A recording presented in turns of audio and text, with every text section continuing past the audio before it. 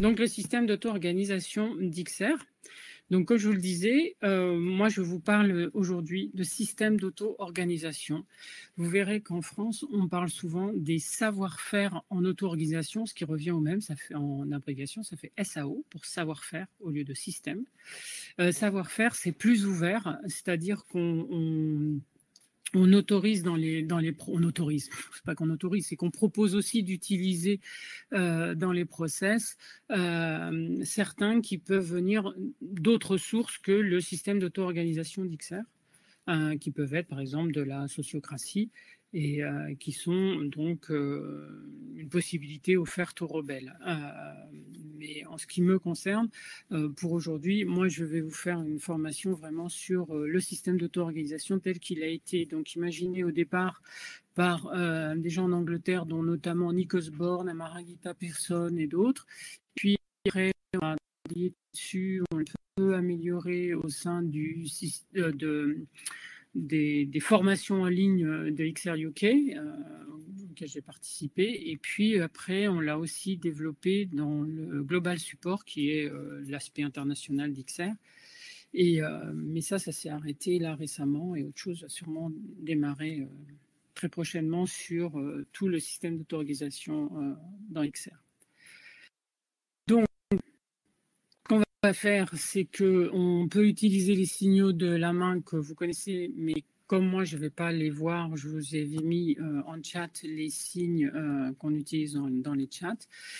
Si vous parlez, quand vous allez prendre la parole pour me poser des questions, et moi, je vais essayer de m'efforcer de le faire, je vais toujours utiliser le je plutôt que le nous ou que le on. Pourquoi ? Parce qu'en fait, quand je dis on pense ça ou nous pensons ça, c'est qui nous ? Qu'est-ce que je mets derrière le nous ? Est-ce que je suis sûr que quand je dis on et nous, ça englobe vraiment la pensée de tout le monde ? Ou c'est moi qui transfère ce que je pense sur l'ensemble de la population, par exemple. Par exemple, je ne sais pas, je pourrais vous dire, en France, nous sommes des anarchistes. Mais c'est qui le nous là, dans l'histoire ? Vous voyez ? C'était de l'humour. Donc, le partage du temps de parole, surtout dans les temps d'échange, essayez, quand vous allez poser des questions ou quand vous allez réagir à ce que je vais vous dire, d'être le plus concis possible, comme je vous ai dit. Soyez respectueux et respectueuses et appréciez les idées, les styles et les points de vue de chacun, oui. Respecter la confidentialité. Je ne pense pas qu'aujourd'hui on en aura vraiment besoin. C'est quand on est dans des petites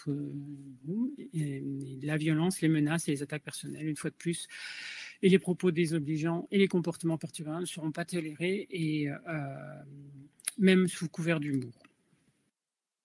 Et si possible, gardez vos questions pour la fin d'une section, surtout quand il y a plusieurs sections. Aujourd'hui, comme c'est condensé en 1 heure, normalement, il ne devrait pas y avoir de différentes sections.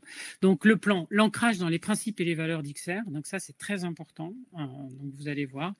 On va parler des principes donc, du système d'auto-organisation d'XR. Comment le mettre en œuvre ? Et les objectifs d'apprentissage pour aujourd'hui, c'est pourquoi on va utiliser le SAO. Définir un rôle, et puis savoir comment tenir des réunions, prendre une décision, faire des élections. Alors en 1 heure, voilà, on va aborder ça, et puis c'est pour vous titiller et pour vous donner l'idée, l'envie d'en faire plus. D'accord ? Donc ça, c'est ce qu'on est censé faire. Donc, comme je vous l'ai dit, on est très ancré dans les principes et les valeurs d'XR. Et donc ça, c'est vraiment une différence entre le système d'auto-organisation. Quand on parle du SOS maintenant, au niveau global dans l'auto-organisation, très souvent, SOS, ça se réfère au SOS d'XR. D'accord ? Autrement, on parle de l'holacratie, on parle de la sociocratie 3.0. Mais vraiment, SOS, maintenant, ça devient de plus en plus SOS XR, système d'auto-organisation d'XR, parce que, en fait, que je disais, Nick Osborne, qui l'a mis en place, en fait, a aussi une activité privée et où il développe ça, et il parle beaucoup du système d'auto-organisation d'XR. Donc, en fait, on parle de plus en plus du SOS. Donc, quel principe ? Je vous ai dit que c'était ancré dans les principes. Et quel principe ? Eh bien, le principe 7, pour casser les hiérarchies de pouvoir et pour permettre en fait une participation plus équitable et permettre aussi la distribution du pouvoir. Hein, c'est le principe 7 que vous connaissez, nous limitons délibérément les rapports au pouvoir. Ça, c'est vraiment ciblé système d'auto-organisation. Vous avez le principe 4, donc face au pouvoir de la force qui va dominer et oppresser, nous voulons un pouvoir de l'intérieur, un pouvoir avec, et non un pouvoir sur. C'est un pouvoir en fait régénérateur en référence au principe numéro 3. Et puis, bien sûr, le principe 10, parce que nous voulons créer collectivement les structures dont on besoin avec une rotation du pouvoir, d'accord. Et ça nous permet de favoriser l'empuissancement et la synergie de l'intelligence collective. Et puis en plus, nous sommes un mouvement jeune, nous devons nous adapter, donc on doit avoir une gouvernance qui permet d'être agile, flexible et voilà, de pouvoir nous permettre de nous adapter en permanence. Et ça, c'est voilà, l'agilité, c'est très important. Aussi très rapide, hein, parce qu'il y a l'urgence quand même. Mais on veut être flexible. Et en plus, voilà, on n'est pas tout seul. Et donc, comment est-ce qu'on peut s'organiser tous ensemble pour pouvoir prendre des décisions de groupe et savoir où aller ensemble. Ça, c'est vraiment très important. Savoir s'adapter. C'est vraiment le système d'XR. Il y a aussi, donc on va continuer notre exploration dans les pouvoirs, donc dans les principes, pardon, pas dans les pouvoirs, mais dans les principes. Et donc notre but commun, c'est un horizon, d'accord, qui va nous permettre d'avancer et qui va nous motiver maintenant à agir act now, hein, à agir maintenant. Ça nous autorise à coopérer ensemble. Et on va se centrer sur ce qui nous unit plutôt que ce qui nous divise, parce qu'on veut être un mouvement de masse. Et donc, dans la masse, il y a plein d'idées différentes. Et donc, ce qui est important, c'est ce qui nous unit tous ensemble. Et aussi la raison qui fait que quelque chose existe entre nous et pourquoi nous sommes là. Donc, la structure, elle est en perpétuelle évolution. Elle est organique. Et se fait en fonction de chaque. Le fonctionnement va se fluidifier à la vitesse en fait à laquelle la confiance sera établie. Ça, vous allez voir que c'est super important, la confiance. Tout est basé sur la confiance. Et plus la confiance sera établie et grandira dans le groupe, et plus on va avoir confiance évidemment les uns dans les autres, les unes dans les autres, les uns dans les unes, et ça. Et tout ira beaucoup mieux et beaucoup plus vite. Donc en fait, ça c'est important. On interagit à la vitesse de la confiance. Cette confiance va grandir, comme je vous disais, au fur et à mesure, bien sûr. Mais aussi, elle va grandir au fur et à mesure que la culture de la bienveillance et d'ouverture et de soins se mettra en place. Et pour ça, le système d'auto-organisation d'XR est spécifique, si vous voulez, en cela qu'il va assimiler complètement la culture régénératrice dans ses pratiques et ses processus. C'est le truc le plus important, ça. C'est qu'en fait, je disais, au départ, c'était de l'holacratie plus XR. En fait, c'est quoi dans XR qui a été pris? C'est la culture régénératrice. On n'est pas dans une start-up, on n'est pas dans une NGO, dans une ONG en français. On est chez XR et donc, ce qui est très important, c'est la culture régénératrice. Et la culture régénératrice, elle imprègne complètement le système d'auto-organisation d'XR. Et ça, c'est vraiment quelque chose qu'il faut garder à l'idée. Donc, les principes. C'est quoi les principes du SAO? Une petite remarque là, pourquoi je vous ai mis cette photo? Parce que vous comprenez que là, parmi ces fourmis, il y en a certaines qui ont des positions plutôt inconfortables, d'accord? Et pourtant, elles le font et ça permet de créer quelque chose ensemble. Et elles sont soutenues et aidées par le groupe. Donc le soin du groupe vis-à-vis de chacune et chacun, c'est vraiment super important. Et ça permet donc le premier principe du système d'auto-organisation, c'est la vision partagée qui permet en fait de définir pourquoi nous faisons ce que nous faisons. D'accord? En fait, c'est notre mandat. On parle souvent de mandat. C'est ça notre mandat. C'est la vision partagée, c'est ce qu'on veut faire. Et ça s'inscrit donc dans une suite d'actions pour la réalisation d'un but, hein, le but d'XR. Et on va suivre une hiérarchie. Donc, on vous parle de hiérarchie horizontale. Dans le système d'auto-organisation, il y a vraiment une hiérarchie horizontale, pas de doute.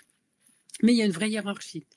Et ça, c'est important de bien le comprendre. C'est une hiérarchisation des objectifs. La hiérarchie, elle est là. C'est la hiérarchie des objectifs. Genre, pour vous donner un exemple, le repas, on va le préparer avant de le manger, d'accord? Et puis après, on fera la vaisselle. Okay, et tout ça, c'est pour avoir un dîner ou un déjeuner plutôt, parce qu'on est plutôt proche du déjeuner, super agréable. D'accord? Donc ça, c'est important. On fonctionne comme ça. Ensuite, l'autorité, elle est distribuée. Elle permet de donner à chacune et à chacun une tâche à faire. C'est le rôle de la personne de l'accomplir en autonomie et en décentralisation. Quand on parle des groupes locaux, il y a beaucoup de gens de Toulouse, par exemple, aujourd'hui. Ben voilà, donc ça aussi, c'est important. Et un autre principe très important du SAO, c'est que plutôt que d'attendre que tout le monde ait toutes ses préférences satisfaites pour obtenir un consensus, d'accord, les décisions qui sont hors mandat, d'accord, parce que quand c'est une décision dans le mandat, on demande une autorisation à personne, on le fait, d'accord. Mais les décisions hors mandat sont prises au consentement. C'est si je peux faire avec, alors je le fais. Par contre, si ça met en danger moi ou si ça met en danger mon rôle, ça met en danger le groupe, non, je ne consens plus à ce qu'on me demande ou à ce qui est demandé ou ce qui est proposé par un groupe ou une personne, et du coup, j'objecte. On verra ça plus tard.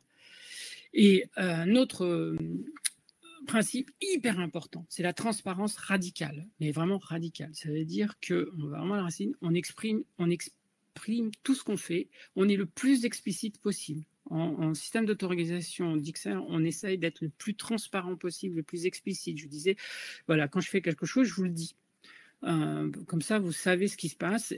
Aussi, dans les facilitations, si au bout d'un moment je me sens pas bien, je vais dire ouais là la facilitation je la maîtrise plus. Est-ce que quelqu'un pourrait me remplacer? Voilà. On dit on a une transparence totale de soi et on a une transparence vis-à-vis de ce qu'on fait et de son rôle. Si on ne peut plus assumer un rôle, on dit est-ce que je ne pourrais pas être aidé parce que là j'ai des examens ou je ne sais pas trop quoi. Et du coup, est-ce que quelqu'un ne pourrait pas m'aider?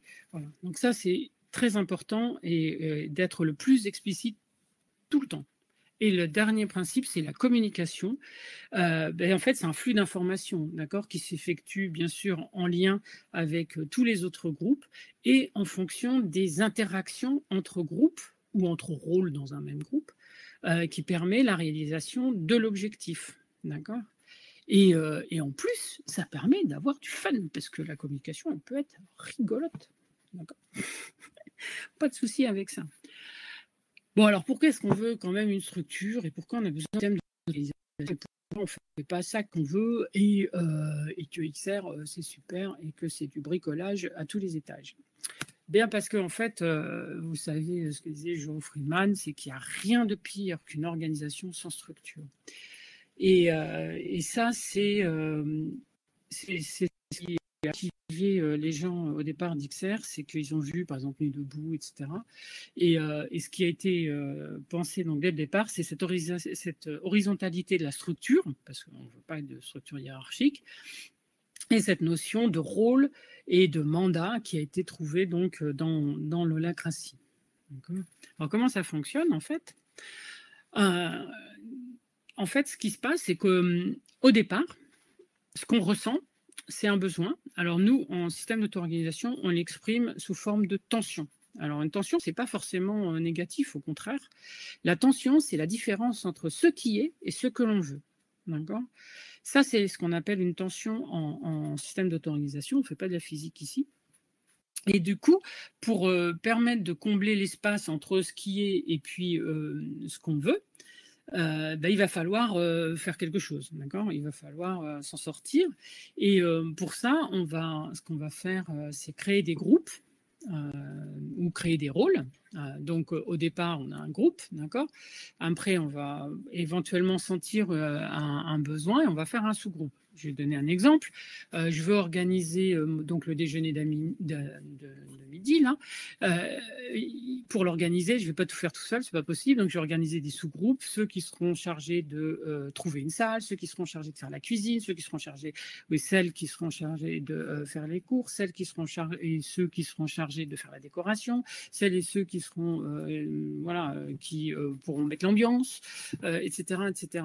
Donc l'attention, c'est je veux que ça se passe bien. Qu'est-ce que je fais pour que ça se passe bien? Il faut que je puisse manger, il faut qu'on puisse faire la vaisselle, il faut qu'on puisse danser, etc. Et donc on va créer à chaque fois des sous-groupes. Et ça, c'est ce qui est vraiment important. Donc comment est-ce que je peux atténuer cette tension que je sens? Plus la structure va grandir et plus vous allez avoir des groupes et des sous-groupes qui vont être différents. Mais c'est autonomie.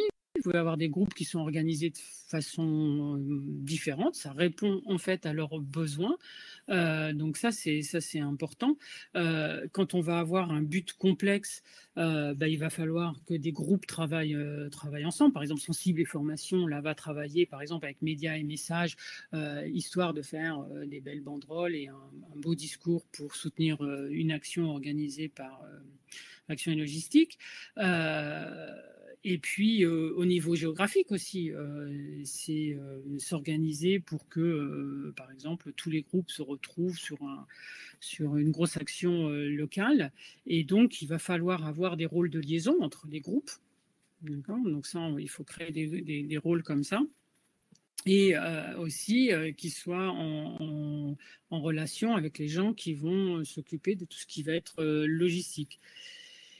Et donc, vous voyez que tout ça, ça crée une structure. Et en fait, il faut évidemment que les gens travaillent ensemble, mais il faut éviter la redondance. Pourquoi? Pour éviter deux écueils. Un, de perdre son énergie, dépenser beaucoup d'énergie alors que voilà, ça a déjà été fait.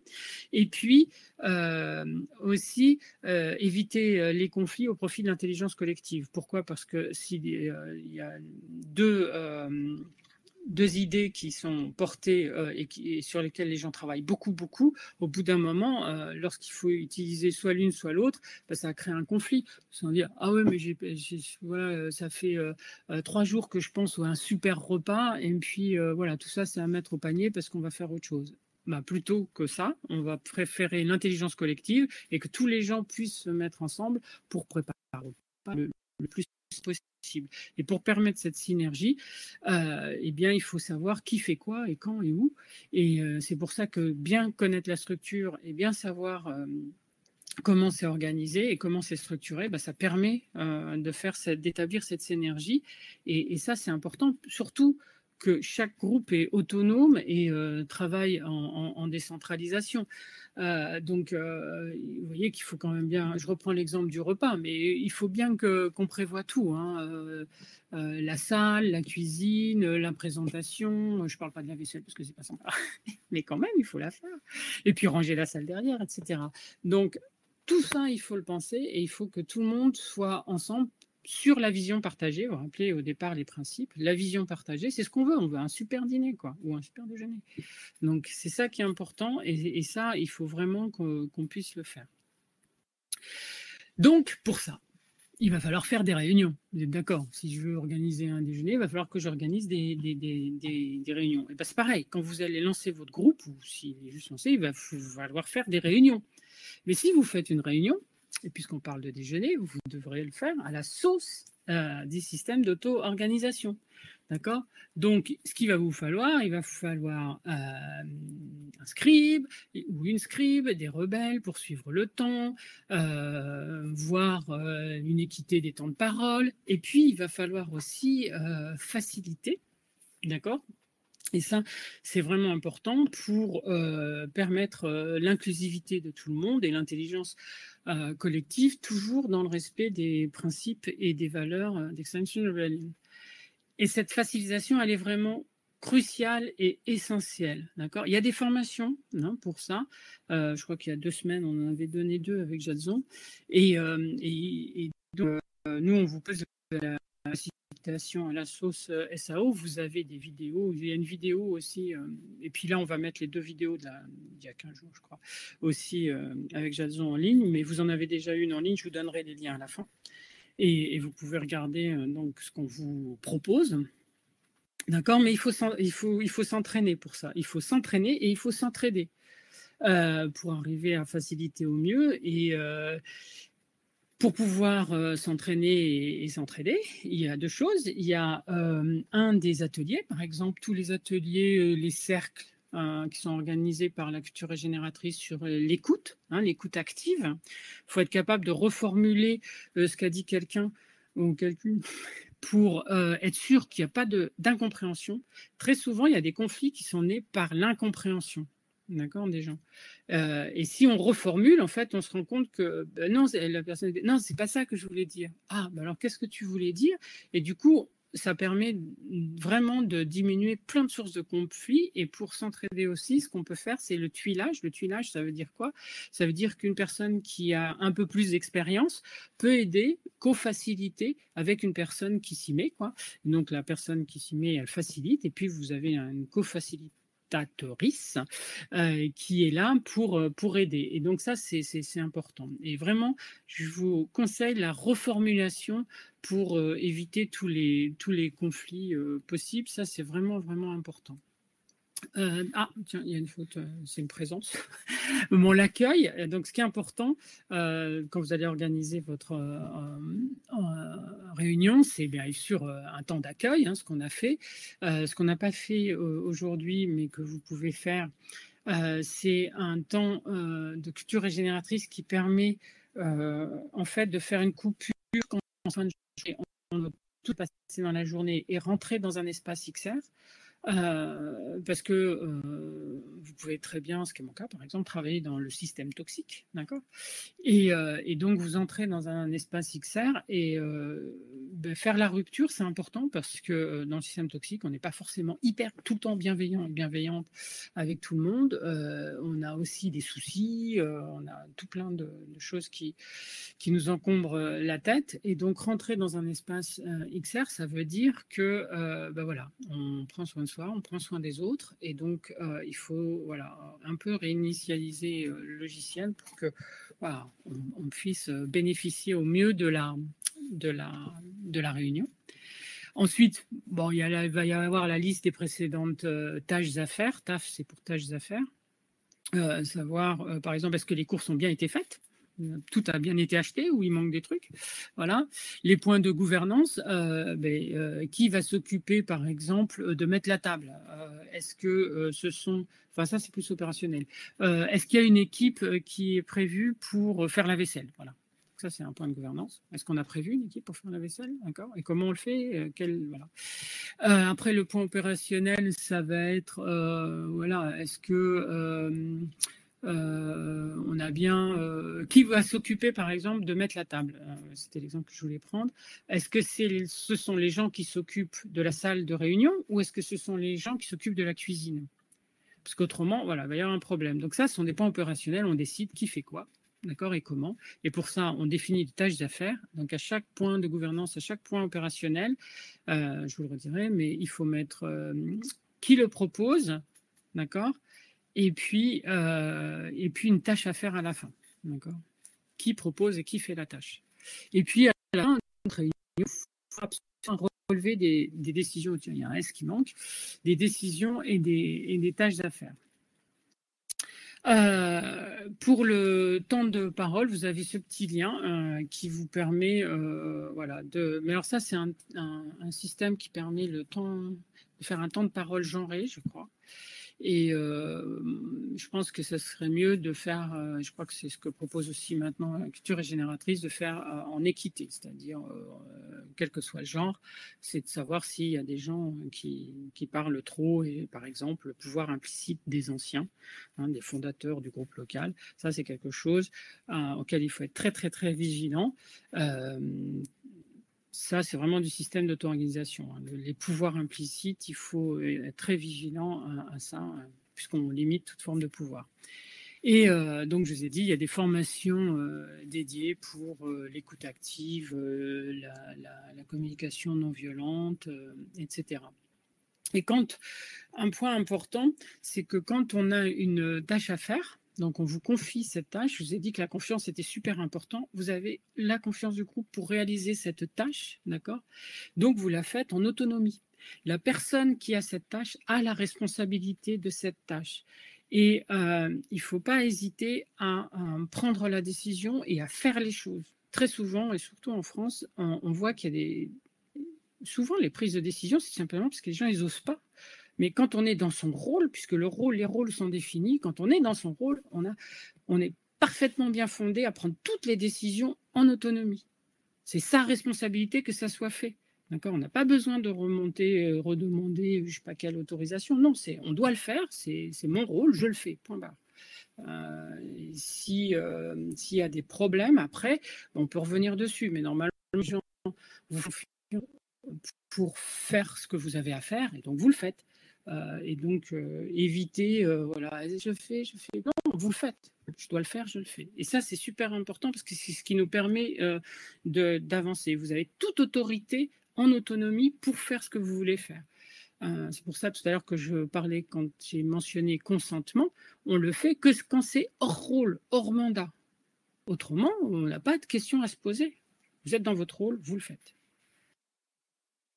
Avant d'avancer les mandats, je voudrais juste être sûre que je ne parle pas dans le vide.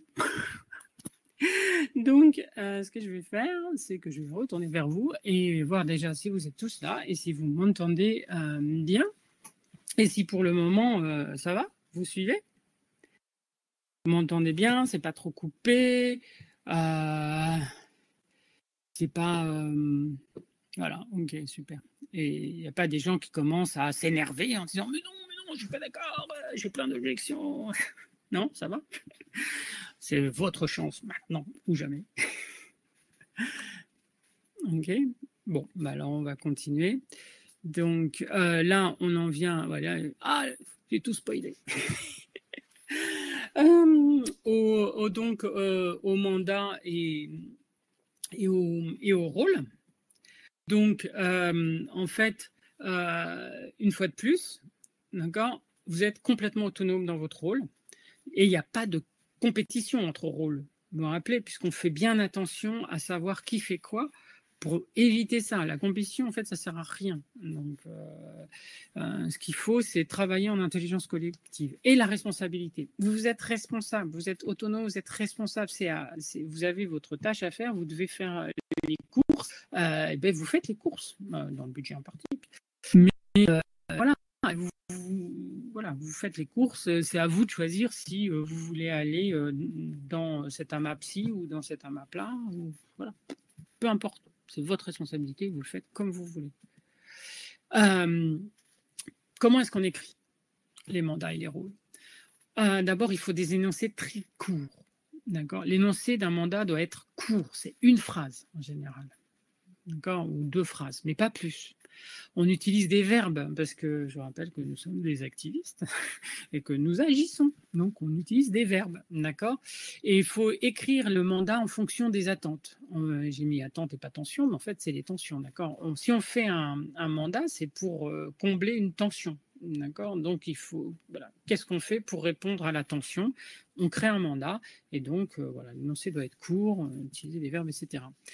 Pour les mandats, la rotation est limitée dans le temps. Alors, comment on fait ça? C'est à vous de définir. Hein, le système d'autorisation, c'est le groupe qui définit comme il veut. Par exemple, vous pouvez définir 6 mois renouvelables une fois, ou vous pouvez définir 2 mois, et puis renouvelable voilà, sur 6 mois et après on s'arrête. C'est au groupe de définir ça. Ça peut être bien d'avoir des mandats courts quand les gens commencent dans leur rôle.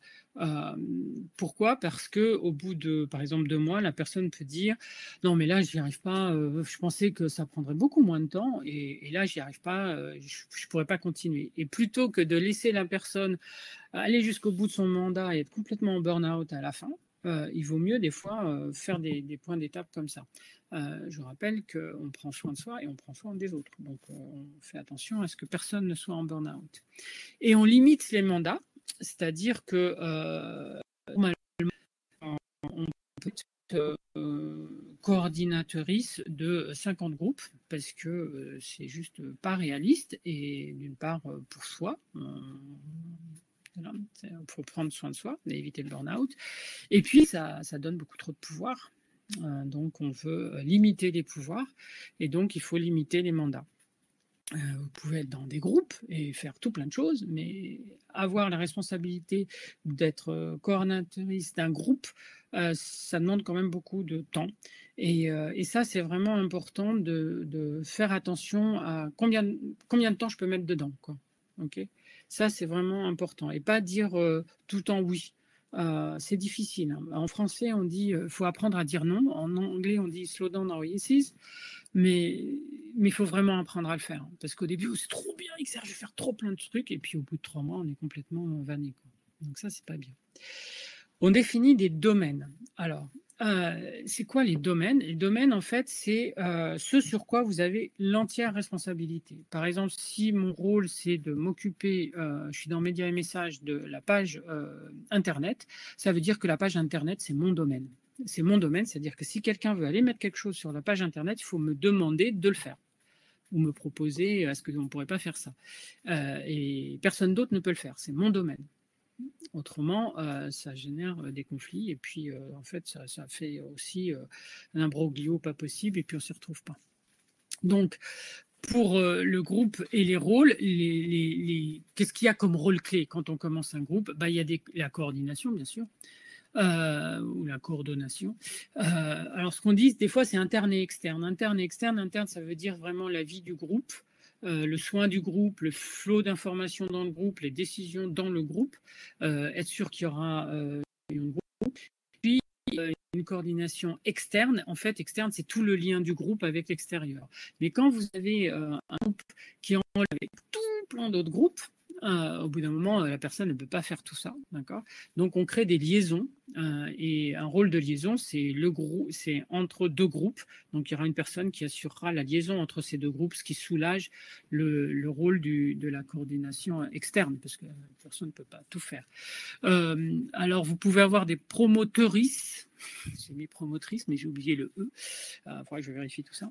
Promotrice de Régène et SAO, ça peut être sympa dans le groupe, c'est-à-dire quelqu'un qui fait vraiment vivre la culture régénératrice et qui fait aussi vivre le système d'auto-organisation, qui est quelque chose qu'on l'a vu, hein, c'était organique et dynamique, ça évolue tout le temps parce que les process, ils doivent tout le temps évoluer et tout le temps s'adapter au groupe.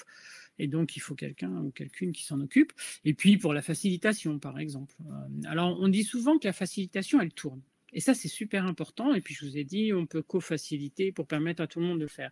Ce que vous pouvez faire aussi, si vous avez la chance dans votre groupe d'avoir quelqu'un qui sait faire de la facilitation, c'est d'avoir une personne ressource qui est là en cas de besoin. Pourquoi? Parce que, par exemple, dans un débat, dans une réunion, au bout d'un moment, il peut y avoir un problème. Soit la personne ne se sent plus en état de faire la facilitation, soit il y a un conflit qui émerge, soit il y a un point où on décide de se lancer dans un process d'élection, dans un process de décision, et la personne qui facilite, elle ne s'y connaît pas trop. Et donc, si vous avez une personne qui est là en recours, ou en personne ressource, c'est super parce qu'à ce moment-là, la personne, elle prend le relais juste pour, par exemple, l'élection ou juste pendant la prise de décision. Puis après, hop, ça revient à la facilitation. Donc ça peut être sympa dans un groupe. Et si vous avez regardé Glassfrog, dans Glassfrog, vous allez voir que par il y a toujours un truc facilitation. C'est ça, en fait. Il faut le comprendre comme ça, comme des personnes ressources qui sont là. Si personne un jour ne veut faire de la facilitation et que cette personne est présente, et ben voilà, elle s'y met parce que c'est la personne qui s'en occupe. Donc ça, c'est un petit truc, d'accord?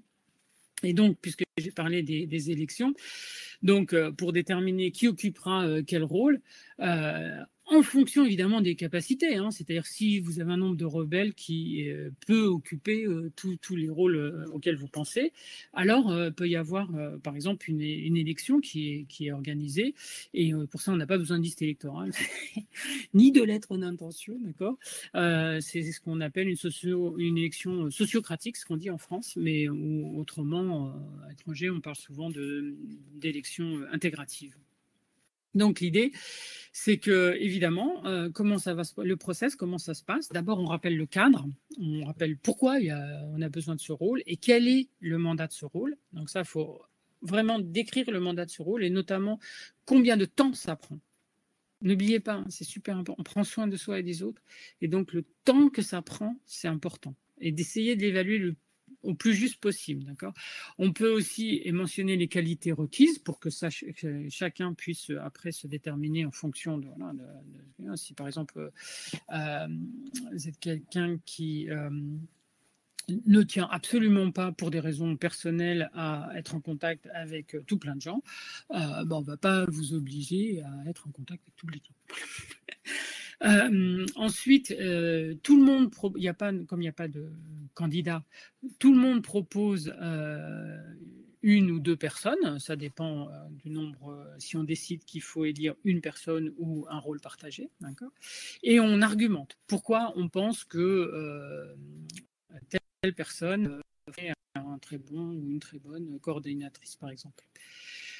Une fois que tout ça c'est fait et qu'on fait la liste des gens qui ont été nominés, certaines personnes vont vous dire bah non, moi je ne peux pas. Pourquoi? Parce que je suis déjà coordonnatrice d'un autre groupe et du coup, et je n'ai pas du tout l'intention d'arrêter, donc je ne peux pas être coordonnatrice de ce groupe-là.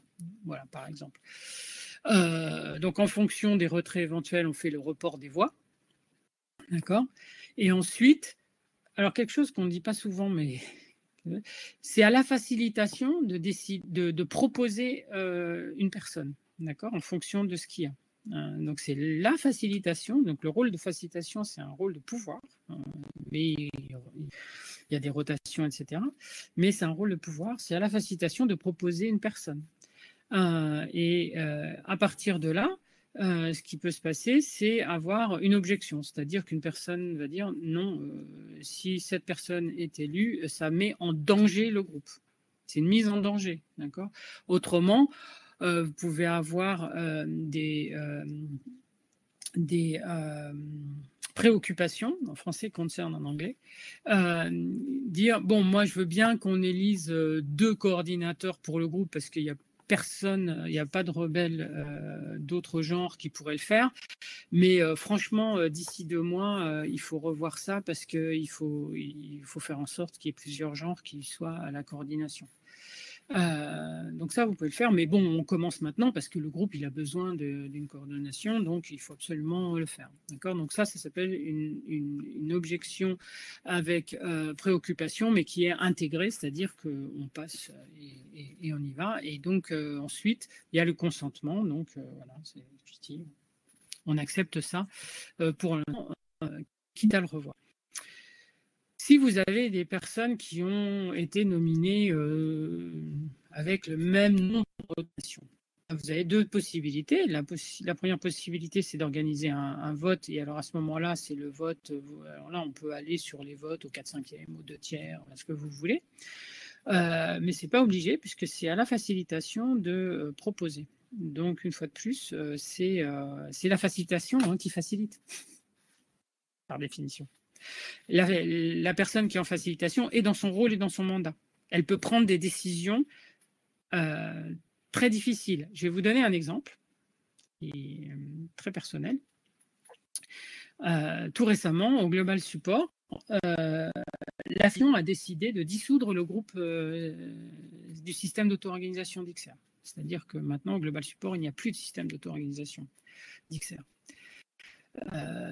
Et donc, la facilitation a décidé, d'accord, de passer outre tout ce qu'il y avait et de proposer ça. Les personnes qui étaient présentes avaient plein de préoccupations, mais y ont consenti, et donc voilà, ça s'est fait. Donc ça va déclencher tout plein de choses, mais voilà. Et donc la personne était dans son rôle, on ne pouvait rien dire. D'après le process, fait rien dire, quoi. Donc voilà, donc c'est juste pour vous prendre conscience que quand vous avez un rôle, vous êtes autonome et vous êtes responsable de ce que vous faites. Bien sûr, ce qu'on vous demande, c'est l'inclusivité et la démocratie. Et donc, dans ce cas-ci, maintenant, on sait que, par exemple, le Global Support ne suit pas le système d'auto-organisation d'XR, mais suit une façon d'auto-organiser. Je vous ai dit qu'il y a plein de façons d'auto-organiser. Nous, ce qu'on propose très souvent dans XR, c'est d'utiliser le système d'auto-organisation qui est sur les principes valeurs. Vous pouvez utiliser d'autres. L'holacratie n'est pas basée sur les principes d'XR, par exemple. Et ce n'est pas un problème, c'est une auto-organisation. Donc voilà, vous pouvez en avoir plusieurs. Donc ça, c'est un peu à savoir dans votre groupe. Vous pouvez utiliser n'importe quel type d'auto-organisation. Dans XR, on propose quand même d'utiliser de l'auto-organisation et d'avoir un pouvoir horizontal. Mais les gens sont autonomes, ils peuvent faire ce qu'ils veulent. Nous, on propose le système d'auto-organisation d'XR parce qu'on pense qu'il est intéressant, quoi. Et une fois de plus, c'est basé sur les principes, donc nous valorisons l'expérience et l'apprentissage. Donc les groupes peuvent utiliser une autre auto-organisation s'ils le veulent, et puis on verra ce que ça va donner. On verra à l'expérience si ça fonctionne ou si ça ne fonctionne pas. D'accord ? On sait en Angleterre que ça a pas mal marché le système d'auto-organisation d'XR. Dans plein de pays, ça fonctionne quand c'est mis en place et que c'est compris, et la philosophie, comment elle est comprise et comment elle est mise en place. Voilà. Juste pour vous dire que c'est une proposition, d'accord ? C'est pas une obligation. Alors, les prises de décision. Donc, je vous en ai déjà pas mal parlé. Donc, c'est uniquement si c'est hors mandat. Autrement, voilà.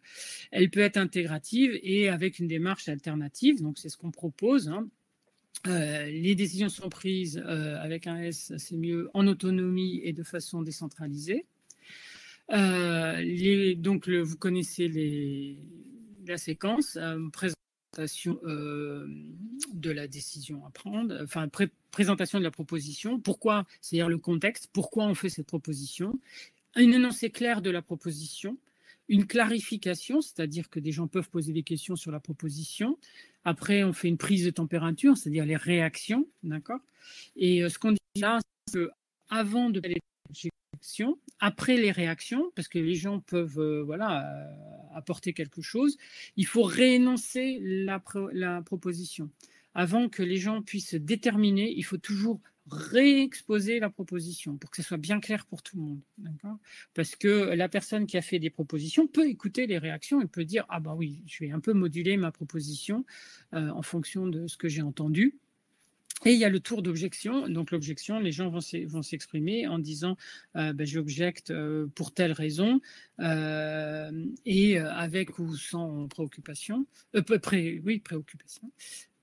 Oui. Et après, on intègre ces objections. Ce qui veut dire, comment ça se fait une intégration d'objection ? C'est-à-dire que la personne qui objecte, qui va dire non, je ne suis pas d'accord pour telle raison, j'objecte, elle doit travailler avec la personne qui fait la proposition. Si on objecte, on doit travailler avec la personne qui propose pour permettre à son objection d'être intégrée. Donc les deux doivent travailler ensemble, on facilite l'intelligence collective toujours. Comme on est bienveillant, il n'y a pas de souci, et bienveillante entre nous, il n'y a pas de souci. Et donc ça va se faire gentiment, cette intégration, et il va y avoir une adoption. Et puis on n'oublie jamais de célébrer, parce qu'on est trop content d'être arrivé à prendre une décision. Il y a des objections qui sont des vétos, d'accord ? Et donc quand ça arrive, une fois de plus, c'est à la facilitation de prendre le choix, de passer outre ou pas. D'accord. Donc, pour prendre l'exemple de tout à l'heure, il y avait deux groupes il y avait d'autres groupes qui avaient objecté de façon claire qu'il ne fallait pas dissoudre un groupe. Mais si la facilitation propose de le faire à la fin, c'est-à-dire de passer outre l'objection, ça met en danger le temple. Voilà, ça se fait quand même. Donc, comment est-ce qu'on définit une objection ? Ça, c'est super important. C'est quoi une objection ? Une objection, ça répond à 4 critères. Il y a 4 critères, d'accord ? 1, ça empêche le groupe ou un rôle d'atteindre son objectif. D'accord, c'est vous dites, bah, ta proposition, en fait, elle va nous empêcher de réaliser notre déjeuner. D'accord, ça, c'est pas possible. Il faut que la nuisance, elle provienne de la proposition. L'objection, elle est directement liée à la proposition. C'est pas lié à autre chose. C'est pas un truc indirect. D'accord, ça, c'est important. La nuisance, elle doit être expliquée. Il faut argumenter pourquoi on pense que c'est une objection. Hein. C'est pas juste ah, ça me plaît pas. Non, non, ça va mettre en danger pour telle raison le groupe. D'accord. Et l'objecteur ou l'objectrice participe, ce que je viens de vous dire, à l'intégration. D'accord. Ça, c'est vraiment très, très important. Pardon, oups, j'ai appuyé sur le mauvais bouton. Et une chose qui est hyper importante, c'est pour ça que c'est en rouge, c'est la prise de conseil. Quand vous en êtes à la proposition, quand vous proposez, avant de proposer, vous pouvez avoir une idée vachement brillante dans votre tête le soir et aller le lendemain proposer ça à un groupe, votre groupe local, je ne sais pas quoi. Ça peut être super, mais ce qui serait mieux, une proposition toujours, c'est de faire une prise de conseil avant. La prise de conseil, elle s'effectue auprès soit d'experts, des gens qui connaissent super bien le truc et qui peuvent vous donner des conseils, soit des personnes qui ont les ressources, c'est-à-dire que moi je veux faire ça, mais en utilisant tout le numérique d'XR, bon, bah, c'est quand même bien de se mettre en rapport avec les admins pour savoir faire ça. Et comment faire ça. Je vais proposer de faire un nouveau truc sur Mattermost. Bah, c'est bien de se mettre en rapport avec les gens de Mattermost pour savoir si c'est possible, quoi. Et le plus important sont les personnes impactées. Si je veux faire quelque chose qui va impacter, le mieux, c'est quand même de se mettre en rapport avec ce groupe. Pour vous donner comme ça, tout à l'heure, si vous voulez dissoudre un groupe, c'est bien de demander au groupe au moins avant ou de les prévenir avant que vous allez le faire. Ce qui ne s'était pas passé, qui montre bien que ce n'était pas la systématisation d'XR. Mais voilà, vous ne pouvez pas prendre des décisions qui impactent fortement un groupe sans en avoir discuté avec le groupe en question ou avec, si c'est un rôle, avec le rôle en question pour savoir voilà, comment se fait. Par exemple, si vous vous dites ouais, non, mais là, en ce moment, la coordination, ça ne marche pas trop parce que la personne, elle est vraiment, elle fait trop de trucs et c'est pas possible. Vous allez éviter de vous pointer en réunion en disant non, non, bah maintenant, la cordo, que soit ça change, soit un tel soit coordinateur. Non, c'est pas ça que vous allez faire. Ce que vous allez faire, c'est que vous allez vous mettre en relation avec la personne qui coordonne en disant oui, mais là, on a remarqué quand même que tu avais beaucoup de boulot, tu dois faire attention à toi. En même temps, le groupe doit avancer. Est-ce que tu ne penses pas qu'il faudrait qu'on trouve une solution ensemble à ça? Et donc, la personne, vraisemblablement, va vous dire oui, donc je vais arrêter ce que je fais par ailleurs pour vraiment me recentrer sur ce groupe. Ou bien vous dire ouais, non, mais j'y arrive pas, je fais trop de trucs. Et vous lui proposez est-ce qu'on ne pourrait pas avoir une autre personne qui t'aide? Voilà. Ça va. Autrement, si vous arrivez de but en blanc en disant bon, bah voilà, maintenant on décide que ça, enfin, on vous propose pour cette décision qui a plus été dans la tête. Et une autre chose qui est super importante, définir comment vous prenez les décisions dans ce qu'on appelle l'accord de groupe. L'accord de groupe, c'est quoi? L'accord de groupe, c'est l'ensemble des règles qui permettent de fonctionner ensemble. Donc, c'est un document qui peut être court ou gros. Ça, c'est en fonction des groupes et de leur connaissance du SAO et comment ils veulent s'investir et est-ce qu'ils veulent lire 60 pages ou juste une page. Mais en fait, c'est un petit document qui vous permet d'être hyper explicite, c'est-à-dire de dire les réunions, elles se font comme ça. Quand on va sur Mattermost, on fait comme ça. Quand on prend une décision, c'est d'abord le rôle. Ensuite, une prise de décision au consentement ou intégrative. Et puis après, on décidera qu'on fera du 3/5e et pas du 4/5e, ou du 2/3 et pas du 4/5e. Voilà. Et pourquoi on fait ça? C'est parce qu'après, on ne se pose pas de questions. On ne se pose pas de questions puisqu'on a l'accord de groupe et donc on suit ce qui est écrit dans l'accord de groupe. Donc il n'y a pas toutes ces comment est-ce qu'on fait et toutes ces tergiversations. On ne tergiverse pas, on fait. Et il faut savoir que l'accord de groupe, ce n'est pas quelque chose qui est fixé dans le marbre. Vous pouvez le revoir quand vous voulez, ce n'est pas un souci ça. Mais juste que Au moment où on agit, on est sous l'accord de groupe. D'accord? Au moment où on fait. Si bien que si une personne se retrouve en porte-à-faux, vous pouvez lui dire, eh ben là, tu es en porte-à-faux. On a décidé qu'il n'y aurait pas de violence dans le groupe et qu'il n'y aurait pas de propos sexistes. Là, tu viens de faire un propos sexiste, là, aujourd'hui, maintenant. Tu vois bien que tu es complètement en désaccord avec l'accord de groupe. Il y a une grosse tension, il y a un problème. La seule solution que moi je vois en tant que coordinateur interne du groupe, c'est que pour l'instant, tu te mettes en retrait du groupe et en pause régénératrice pour que vraiment tu travailles dessus. On peut t'aider, on peut voir ça ensemble. On peut pas continuer comme ça. C'est votre rôle en tant que coordinateur interne de prendre ce genre de décision. Un coordinateur ou une coordinatrice interne peut décider ça. Elle est dans son rôle. Si vous regardez les mandats,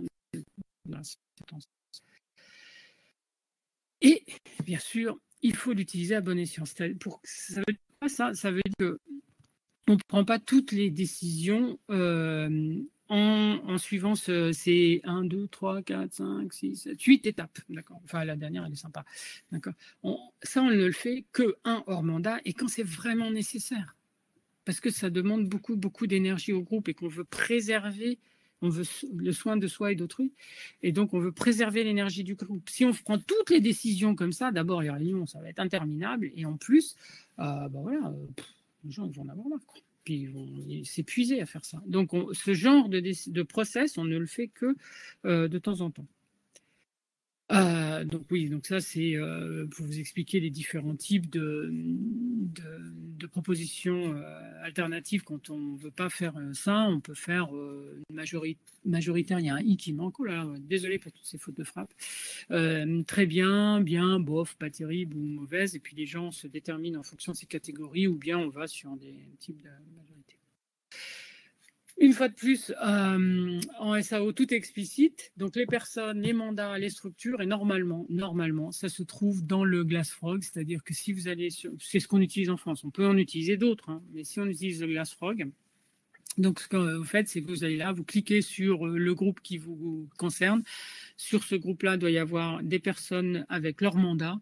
Il doit y avoir déjà le mandat du cercle, et puis après, la personne avec son mandat, etc. Donc, tout est explicite. Vous pouvez savoir... Parce que chaque personne fait. Qui fait quoi? Dans la structure hyper limpide. Et voilà. Donc là, c'est un ensemble de ressources. Donc vous avez par exemple le guide. Vous avez un modèle, c'est une proposition, hein. Enfin, je dis c'est un modèle, mais c'est une proposition d'ordre du jour où on liste toutes les rubriques auxquelles pensez. Vous pouvez en prendre certaines, ou vous pouvez en rajouter d'autres, mais au moins ça vous fait une base. Là, ce sont les formations en ligne que vous pouvez trouver déjà. Là, c'est un document pour un accord de groupe, c'est une base. Là, c'est pareil, c'est un modèle, vous prenez ce que vous voulez là-dedans ou pas, mais au moins, ça vous donne une base pour pouvoir établir votre accord de groupe.